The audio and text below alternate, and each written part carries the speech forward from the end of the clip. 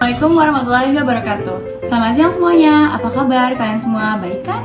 Oke, hari ini saya Safira Aulia Putri akan menuntun kalian untuk menonton video pembelajaran yang berjudul Fungsi Uang sebagai Alat Pembayaran.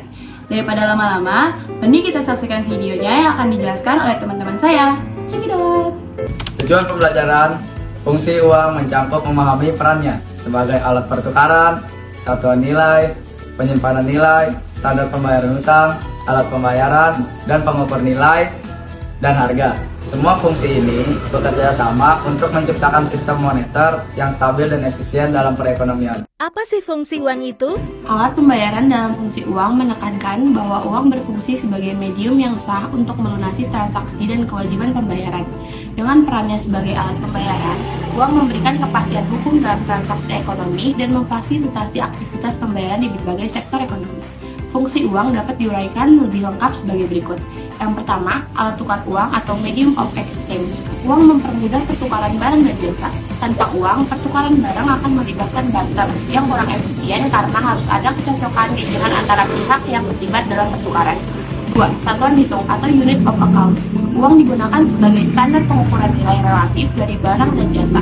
Ini memungkinkan orang untuk menyatakan dan membandingkan nilai suatu barang atau jasa dengan cara yang lebih terstandarisasi. Nomor 3, penyimpanan nilai. Uang berfungsi sebagai cara untuk menyimpan kekayaan. Kemampuan uang untuk mempertahankan nilai dari waktu ke waktu memungkinkan individu dan bisnis menyimpan nilai mereka dalam bentuk uang. Nomor 4, standar pembayaran. Uang memungkinkan orang untuk membuat transaksi yang melibatkan pembayaran di masa depan. Ini memfasilitasi kredit, pinjaman, dan kontrak-kontrak jangka panjang dengan memberikan standar nilai yang diakui untuk pembayaran di masa depan. 5. Standar nilai.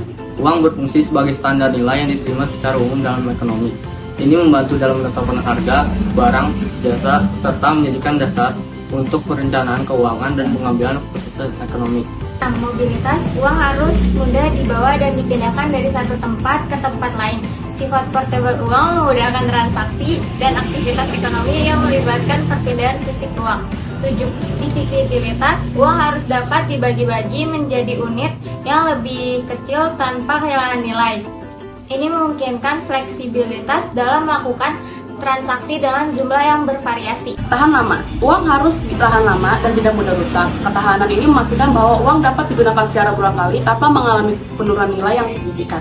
9. Kepastian nilai. Uang harus memiliki nilai yang stabil dan dapat diandalkan. Hal ini penting untuk menjaga kepastian dalam transaksi dan kontrak ekonomi. Dan 10. Penerimaan umum. Uang harus diterima secara luas oleh masyarakat sebagai alat pembayaran yang sah. Penerimaan umum ini memberikan kepercayaan pada nilai uang dalam kegiatan ekonomi.